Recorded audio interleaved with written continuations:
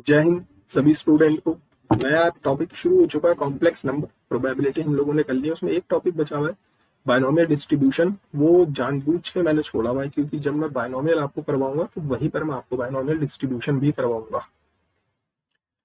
जितनी भी चीज हम पढ़ रहे हैं, अगर आप लेक्चर देख रहे हैं तो बिल्कुल कट टू कट एग्जाम से रिलेटेड ही चीज हम पढ़ रहे हैं, फालतू कोई भी चीज एक्स्ट्रा नहीं कर रहा। वैसे तो कॉम्प्लेक्स नंबर का इंट्रोडक्शन बहुत बड़ा है, लेकिन आपको इंट्रोडक्शन से लेना देना कुछ है नहीं। कॉम्प्लेक्स नंबर मतलब आई। इस आई को हम बोलते हैं आयोटा। क्या बोलते हैं? आयोटा। और इस आयोटा की वैल्यू होती है √-1। ये कहाँ से आया, क्यों आया, ये सब क्वाड्रेटिक इक्वेशन की चर्चा है। आप क्वाड्रेटिक इक्वेशन में इस बात को समझेंगे, लेकिन फिलहाल के लिए, आज के लिए हमारे पास एक और नया सिंबल जुड़ चुका है। अभी तक हम जितने भी नंबर्स को जानते थे वो सारे रियल नंबर थे, चाहे वो रैशनल हो, इरेशनल हो, इंटीजर हो, नेचुरल हो। लेकिन हमारी इस ब्रह्मांड में एक नंबर और आना शुरू होगा, वो है कॉम्प्लेक्स नंबर। लेकिन कॉम्प्लेक्स नंबर से पहले आपको इस आयोटा को जानना बहुत जरूरी है। इस आयोटा की वैल्यू कितनी होती है? √-1, यानी कि स्क्वायर रूट के अंदर जो नेगेटिव क्वांटिटीज हैं, अब उनके ऊपर हम अपना गेम खेलना शुरू करेंगे। अभी तक हम स्क्वायर रूट पॉजिटिव नंबर्स का निकालते थे, पॉजिटिव स्क्वायर रूट निकालते थे, लेकिन अब नेगेटिव नंबर्स के भी स्क्वायर रूट निकलेंगे। तो आयोटा होता क्या है? √-1। अगर मैं दोनों तरफ स्क्वायरिंग कर दूं, ऑन स्क्वायरिंग बोथ साइड, तो मुझे मिलेगा i² = -1। ये चीज पहली बहुत इंपॉर्टेंट, आपको ये सारी वैल्यूज पता होनी चाहिए कि i² की वैल्यू कितनी होती है? -1 होती है। i² कितना होता है? -1। i⁻³ मतलब अब मैंने इस इक्वेशन नंबर फर्स्ट में दोनों तरफ i से मल्टीप्लाई कर दी, आयोटा से मल्टीप्लाई कर दी, तो मुझे कितना मिलेगा? इस तरफ i³ और इस तरफ -i, यानी i³ की वैल्यू कितनी होती है? -i। और जब मैं दोबारा इसमें i से मल्टीप्लाई करूंगा तो इधर i⁻4 बन जाएगा, और इस तरफ -i × i मिल जाएगा। माइनस में बाहर ले लेता हूँ, i × i² और i² अभी आपने बोला कि -1 होता है, सो i⁻4 की वैल्यू कितनी होती है? +1 होती है। इसके बाद अब रिपीटेशंस चालू हो जाएंगे। रिपीटेशंस चालू होने का क्या मतलब है? i⁻4 की वैल्यू 1 होती है ना। अब जैसे ही मैं यहाँ से i⁻5 की वैल्यू निकालूंगा, मतलब मैंने दोनों साइड i से मल्टीप्लाई कर दी। फिर दोबारा मैं जब दोनों साइड i से मल्टीप्लाई करूंगा तो मुझे i² यानी -1 मिल जाएगा। फिर मैं अगर i से मल्टीप्लाई करूंगा तो i⁻7 यानी कि -i मिल जाएगा। और फिर अगेन i⁻8 करने पर मुझे वापस से 1 मिल जाएगा। मतलब इस i⁻4 के बाद रिपीटेशंस चालू हो जाते हैं। तो यहाँ से मैं ये कह सकता हूँ कि i⁻4n, जहाँ n एक नेचुरल नंबर है, इसकी वैल्यू हमेशा के लिए, सदा के लिए 1 है, ऑलवेज 1। i⁻, अगर 4n+1 है तो इसकी वैल्यू हमेशा के लिए i है। क्यों? क्योंकि मैं इसको ऐसे लिख सकता हूँ, i⁻4n × i, और i⁻4n 1 होता है, तो इसकी वैल्यू कितनी हो जाएगी? i हो जाएगी। In the same way i⁻4n+2 की वैल्यू कितनी होगी? i², और i² होता है -1। और लास्ट i⁻4n+3 यानी i³ मतलब -i। क्लियर है? तो ये चीजें आपको पता करनी है, ये चीजें आपको सोचनी है, क्योंकि अब आप कॉम्प्लेक्स की दुनिया में जा रहे हो।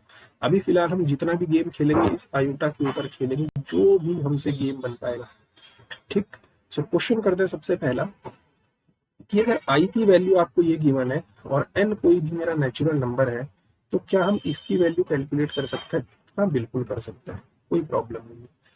इस पूरी इक्वेशन से मैं i⁻n कॉमन ले लेता हूँ, तो यहाँ बचेगा 1 + i + i² + i³ है ना। सो i⁻n 1 + i, और i² की वैल्यू अभी आपने बोला है -1 होती है, और i³ की वैल्यू आपने अभी बोला कि -i होती है।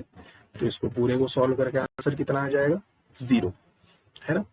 कट टू कट बात करेंगे, सिलेबस आपके रिलेवेंट चीजें पढ़ेंगे। नेक्स्ट क्वेश्चन कह रहा है इस चीज की वैल्यू बताओ। सो जैसे ही हमें सबमिशन दिखा, सबसे पहले हम सबमिशन को ओपन कर लेते हैं। ठीक, सबमिशन को एक काम करना है, सबसे पहले डिस्ट्रीब्यूट कर लेते हैं। n = 1 to 13 i⁻n plus submission n = 1 to 13 i⁻n + 1। अब इसको हम ओपन करते हैं कि हमें क्या मिल रहा है। पहला वाला सब्मिशन ओपन कर रहे हैं, I plus I square plus so on, और ये कहाँ तक चलेगा, आई की पावर 13 तक, प्लस अब यहाँ पर शुरू करते हैं i square plus i cube plus so on i की पावर 14 तक। क्लियर है, हमने केवल n की वैल्यूज पुट करी। नाउ इस पहली इक्वेशन से मुझे i कॉमन दिख रहा है, तो मैं i को कॉमन ले लेता हूँ, 1 plus I square plus so on और i की पावर 12 प्लस इस पूरी इक्वेशन से मुझे i स्क्वायर कॉमन दिख रहा है, सो 1 plus I square plus so on i की पावर 12।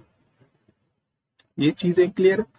नाउ हमारे पास ये जीपी बन चुकी है ना, ज्योमेट्रिक प्रोग्रेशन, और इस ज्योमेट्रिक प्रोग्रेशन का सम ये फाइनाइट टर्म्स है। फाइनाइट टर्म मतलब एक टाइम के बाद रुक गए, तो इनका सम कितना होता है, a इंटू आर की power n minus 1 upon r minus 1, है ना, where r is not equals to 1।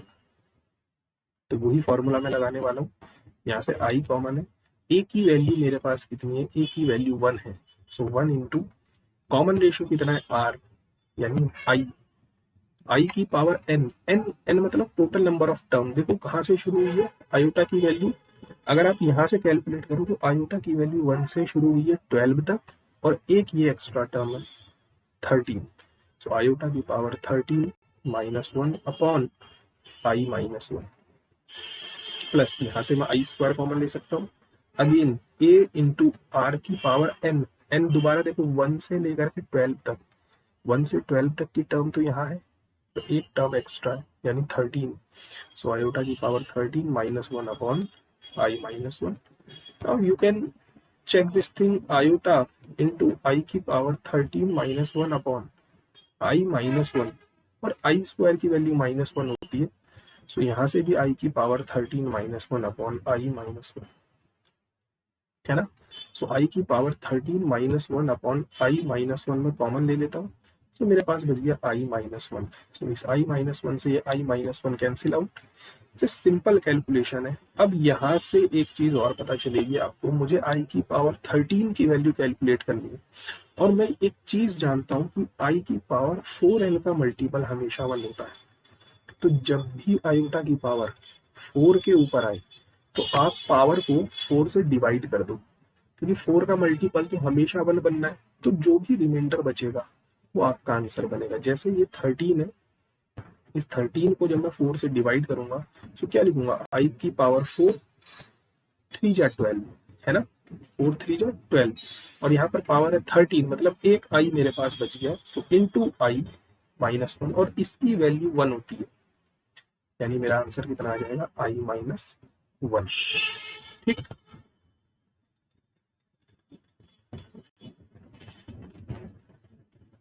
Now iota के बारे में अच्छी खासी जानकारी देने के बाद हम पूछ चुके हैं कॉम्प्लेक्स नंबर पर, बहुत इंपॉर्टेंट है, और आज के बाद जो इस ब्रह्मांड का आपके लिए सबसे बड़ा सेट है वो कॉम्प्लेक्स नंबर है।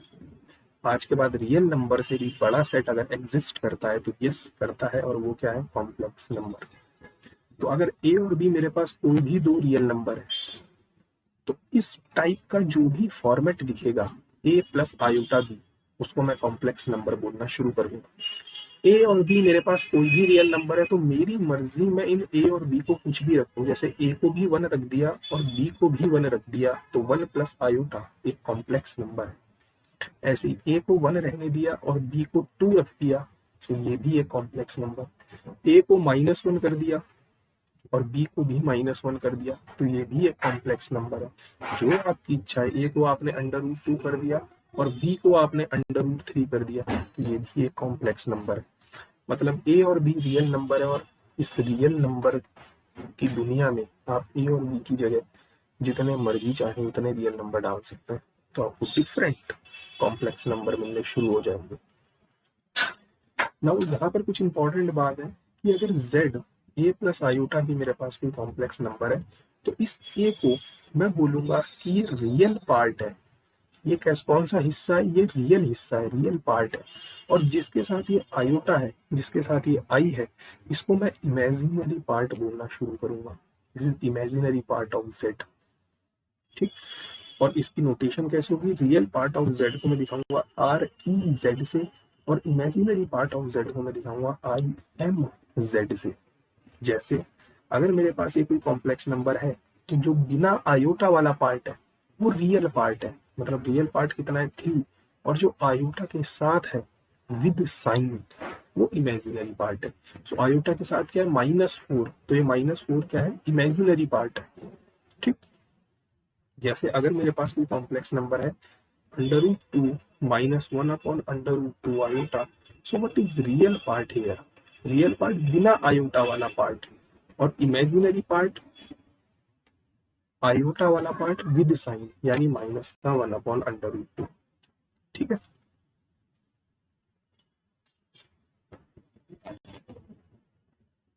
ना क्वेश्चन ये कह रहा है कि आपसे साइन इनवर्स ये आपको गिवन है where z is non real, z real नहीं है, रियल नहीं है मतलब कॉम्प्लेक्स है, can be angle of a triangle, मतलब वो ये कह रहा है साइन इनवर्स किस ट्राइंगल का एंगल बन सकता है। हमें पता है अगर इसको किसी ट्राइंगल का एंगल बनना है तो इस साइन इनवर्स के अंदर की क्वांटिटी को रियल वैल्यू बनना पड़ेगा। We are sure about that, क्योंकि जितने भी ट्राइंगल्स हैं वो उनके जो आप एंगल्स फाइंड आउट करते हो वो रियल ही तो है। 45 डिग्री, 35 डिग्री, 20 डिग्री, 90 डिग्री, ये सारी क्वांटिटीज क्या है, ये रियल क्वांटिटीज है। इसका सेंस क्या हुआ कि जो z -1 अपॉन आयोटा है इसको रियल बनना पड़ेगा। क्या बनना पड़ेगा, इसको रियल क्वांटिटी बनना पड़ेगा।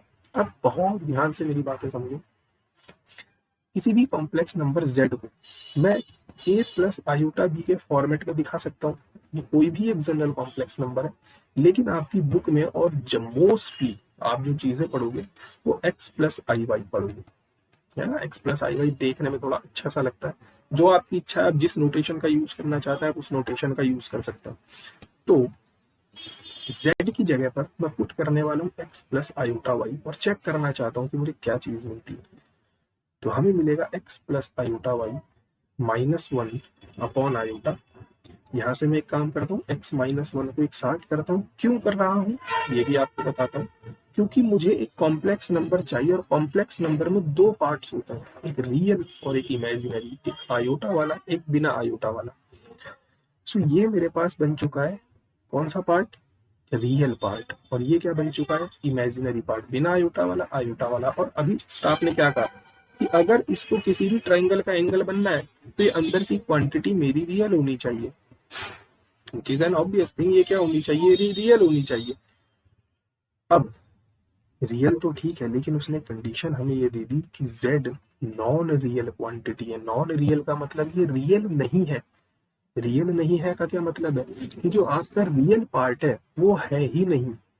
नॉन रियल का मतलब रियल नहीं है, और ये क्वांटिटी कब रियल नहीं होगी, ये नॉन रियल कब देगा आपको, जब x -1 की वैल्यू 0 के बराबर हो जाए तभी तो रियल देगा। इसका मतलब x की वैल्यू क्या होनी चाहिए, x की वैल्यू 1 होनी चाहिए। और x है क्या, x है क्या, ये कॉम्प्लेक्स नंबर है, इसमें ये x है, तो x क्या है, real part of z।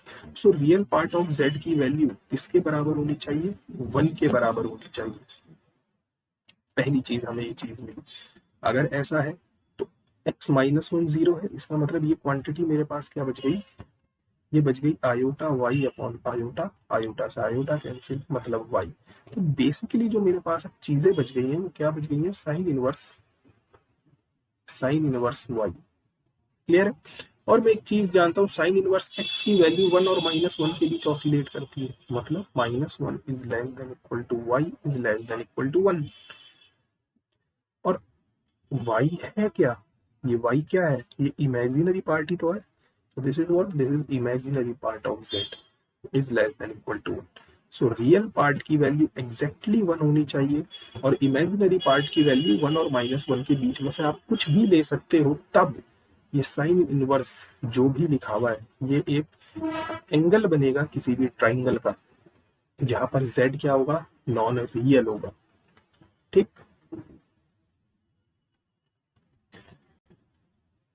Now equality of two complex number, कोई भी दो कॉम्प्लेक्स नंबर आपस में कब बराबर होता है। सपोज मेरे पास एक कॉम्प्लेक्स नंबर ये गिवन है और एक दूसरा कॉम्प्लेक्स नंबर गिवन है, तो इन दोनों को मैं इक्वल तभी कहूंगा जब इनके रियल पार्ट और इमेजिनरी पार्ट आपस में बराबर हो जाए। मतलब A1 A2 के बराबर हो जाए और B1 B2 के बराबर हो जाए। फॉर एग्जाम्पल, अगर मेरे पास एक कॉम्प्लेक्स नंबर है 1 प्लस आयोटा और एक दूसरा कॉम्प्लेक्स नंबर है 1 माइनस आयोटा, तो क्या ये दोनों बराबर है? नहीं है, क्योंकि 1 और 1 तो आपस में बराबर है, लेकिन 1 और -1 आपस में बराबर नहीं है। इसका मतलब ये कॉम्प्लेक्स नंबर बराबर नहीं है। तो रियल रियल के बराबर होना चाहिए और इमेजिनरी इमेजिनरी पार्ट के बराबर होना चाहिए। Now, हम कॉम्प्लेक्स नंबर पढ़ रहे हैं, जैसे रियल नंबर में हमने एडिशन सीखा था, सब्ट्रैक्शन सीखा था, मल्टीप्लिकेशन सीखा था, डिवीजन सीखा था। In the same way complex number में भी ये चारों चीजें कि आप किन्हीं भी दो कॉम्प्लेक्स नंबर को कैसे ऐड करोगे। सबसे पहला एडिशन, आप किन्हीं भी दो कॉम्प्लेक्स नंबर को कैसे ऐड करोगे। तो मैं आपको डायरेक्ट यहाँ पर चीजें बताता हूँ। अगर मेरे पास कोई कॉम्प्लेक्स नंबर है 1 प्लस आई और एक दूसरा कॉम्प्लेक्स नंबर है 1 माइनस आई, और मुझे इन दोनों कॉम्प्लेक्स नंबर को ऐड करना है, तो मैं रियल पार्ट को रियल के साथ ऐड करूंगा और इमेजिनरी पार्ट को इमेजिनरी पार्ट के साथ ऐड करूंगा। सो यहाँ रियल पार्ट 1 है, इस 1 को इस 1 के साथ ही ऐड करूंगा। यहाँ पर इमेजिनरी पार्ट आयोटा है और यहाँ पर माइनस आयोटा। ठीक, सो मेरा आंसर कितना आ जाएगा 2। मतलब रियल पार्ट से जुड़ेगा और इमेजिनरी पार्ट से। ठीक। अगर सपोज मेरे पास एक कॉम्प्लेक्स नंबर है आयोटा और एक दूसरा कॉम्प्लेक्स नंबर है 2 plus iota, so what is Z1 plus Z2? इन दोनों का सम कितना हुआ? रियल रियल से जुड़ेगा, इसके पास रियल नहीं, तो 0 plus 2, 2 plus iota is 2 iota. ठीक। Next, subtraction. सब्ट्रैक्ट कैसे करोगे? सेम वही बात। अगर मेरे पास 1 प्लस आयोटा एक कॉम्प्लेक्स नंबर है और एक दूसरा कॉम्प्लेक्स नंबर है 1 माइनस आयोटा, तो रियल रियल से सब्ट्रैक्ट होगा, इमेजिनरी इमेजिनरी से सब्ट्रैक्ट होगा। So what is Z1 minus Z2? So यहाँ पर 1 माइनस 1, ठीक, फिर माइनस ये आई प्लस आयोटा और माइनस और ये माइनस आयोटा, सो ये बन जाएगा 0 प्लस 2 आयोटा। क्लियर है? सो रियल रियल के साथ और इमेजिनरी इमेजिनरी के साथ। याद रखेंगे ये चीजें, ये आपकी हेल्प करेंगी अभी आगे बहुत। नाउ उसके बाद मल्टीप्लिकेशन। मल्टीप्लिकेशन सेम वैसे ही है जैसे आप अभी तक पढ़ते हुए आ रहे हैं। जैसे अगर Z1 मेरे पास यही कॉम्प्लेक्स नंबर है 1 प्लस आयोटा और Z2 मेरे पास 1 माइनस आयोटा है और मुझे Z1 इंटू Z2 कैलकुलेट करना है, तो Z1 कितना है 1 प्लस आयोटा और Z2 है 1 माइनस आयोटा। अब इनका मल्टीप्लिकेशन क्या आएगा? आप सिंपल जैसे मल्टीप्लाई करते हैं, पहले इस 1 की मल्टीप्लाई इन दोनों से, सो 1 माइनस आयोटा, फिर प्लस इस आई की मल्टीप्लाई इन दोनों से, so we have iota minus iota square. So ये हो गया 1 माइनस, इससे कैंसिल आउट हो गया, माइनस आई स्क्वायर की वैल्यू कितनी होती है? -1। तो हमारा आंसर कितना आ जाएगा? 2। ठीक, सेम मल्टीप्लिकेशन सिंपल जैसा आप अभी तक करते हुए आ रहे हो, सेम वैसे ही मल्टीप्लिकेशन है। Now and the last one we have division. And ये इंपॉर्टेंट है। इंपॉर्टेंट क्यों है ये मैं आपको समझाता हूँ। अगर मेरे पास सेम यही कॉम्प्लेक्स नंबर है 1 प्लस आयोटा और 1 माइनस आयोटा, तो एक बात आप परमानेंटली अपने दिमाग में रखोगे कॉम्प्लेक्स में कि डिनोमिनेटर में कभी भी आयोटा की टर्म हम नहीं रहने देंगे। ऑलवेज रिमेंबर, डिनोमिनेटर में आयोटा की टर्म नहीं रहेगी। तो नहीं रखने के लिए मैं क्या करने वाला हूँ, इसको रैशनलाइज्ड करने वाला हूँ, क्योंकि रैशनलाइजेशन से ही ये हट सकता है। तो ऊपर मेरे पास मिल गया 1 प्लस आयोटा का स्क्वायर, नीचे a प्लस बी और a minus b, so a square minus b square. Clear? a square plus b square plus 2ab upon 1 minus और आई स्क्वायर भी -1। ठीक है जी, तो ये हो गया 1 और आई स्क्वायर होता है -1 प्लस 2 आयोटा अपॉन 1 प्लस 1 2, तो इससे ये कैंसिल आउट हो गया। तो मेरे पास आंसर कितना आ गया? आयोटा। तो हमेशा याद रखेंगे, हम जब भी दो कॉम्प्लेक्स नंबर हमें डिवीजन में दिखेंगे तो वहां पर हम डिनोमिनेटर में कभी भी आयोटा की टर्म नहीं रहने देंगे। हटाने के लिए क्या करेंगे? उसका रैशनलाइजेशन कर देंगे। क्लियर है? यहीं से एक छोटी सी चीज निकल के आती है कि किसी भी कॉम्प्लेक्स नंबर का इनवर्स कैसे फाइंड आउट करोगे। इनवर्स का मतलब क्या होता है कि अगर z मेरे पास कोई कॉम्प्लेक्स नंबर है a प्लस आई बी, तो व्हाट इज z इनवर्स? मुझे पता है कि अगर z और z इनवर्स की मैं मल्टीप्लाई करवाऊंगा तो मुझे हमेशा 1 मिलेगा। इसी को तो इनवर्स कहते हैं। जैसे मैं आपसे पूछूं 2 का इनवर्स क्या होगा, तो आप 2 की इसके साथ मल्टीप्लाई करवाओगे कि 1 मिले, तो आप कहोगे सर 1/2 से मल्टीप्लाई करवा दो। तो यही 1/2 जो है ये इस 2 का इनवर्स है। इन द सेम वे √2 की किसके साथ मल्टीप्लाई करवाऊं कि मुझे 1 मिले, तो आप कहोगे 1/√2 के साथ। माइनस √2 की किसके साथ मल्टीप्लाई करवाऊं कि मुझे 1 मिले, तो आप कहोगे -1/√2 के साथ। तो वही, अगर z मेरे पास कोई कॉम्प्लेक्स नंबर है, इसकी किसके साथ मल्टीप्लाई करवाऊं कि 1 मिले, तो z इनवर्स की। तो यहाँ से z इनवर्स की वैल्यू कितनी आ जाएगी, 1/z। और 1/z आपने बोला है a प्लस आई बी है, और जस्ट अभी कहा है कि डिनोमिनेटर में आयोटा नहीं रहने देंगे। तो अगर नहीं रहने देना तो इसका रैशनलाइजेशन हम बिल्कुल करेंगे। सो a माइनस आई बी, यहाँ से z इनवर्स मेरे पास हो जाएगा a माइनस आई बी, और नीचे formula a square minus b square. ठीक, सो ये हो गया a minus i b upon a square plus b square, क्योंकि आई स्क्वायर -1 हो जाएगा तो इसको माइनस माइनस प्लस बना देगा। अब यहाँ से मैं क्या करने वाला हूँ, इधर देखो, z इनवर्स इक्वल टू, मैं इसको ऐसे लिख सकता हूँ a upon a square plus b square minus का iota b upon a square plus b square. ना किसी भी कॉम्प्लेक्स नंबर का इनवर्स या तो आप ऐसे याद कर लो कि real part upon a square plus b square minus i, imaginary part upon a square plus b square. अगर आप इसको याद कर पा रहे हो बहुत अच्छी बात है, नहीं कर पा रहे तो ये प्रोसेस आपको पता होनी चाहिए। तो किसी भी कॉम्प्लेक्स नंबर का आप इनवर्स इजीली फाइंड आउट कर सकते हैं। ये सब चीजें क्वेश्चन यहाँ से नहीं बनेंगे, लेकिन बेस मजबूत करना जरूरी है। क्वेश्चंस यहाँ से बनने शुरू होता है आपके, वो मैं आपको बताता हूँ कॉन्जुगेट से। यहाँ के बाद के सारे टॉपिक इंपॉर्टेंट है, लेकिन उसके लिए बुनियाद रखनी जरूरी है जो हमने अभी जस्ट ऊपर करा। तो आज हम केवल कॉन्जुगेट को समझेंगे, और कल कॉन्जुगेट की प्रॉपर्टीज और उसके क्वेश्चंस के ऊपर डील करेंगे। और मोस्टली आपका 1 वीक भी नहीं चलेगा ये प्रॉपर टॉपिक, उससे पहले ही फिनिश हो जाएगा। सो अगर मेरे पास कोई भी कॉम्प्लेक्स नंबर है a प्लस आई बी, तो इसको कॉन्जुगेट को मैं रिप्रेजेंट करूंगा z बार से। किससे, z बार।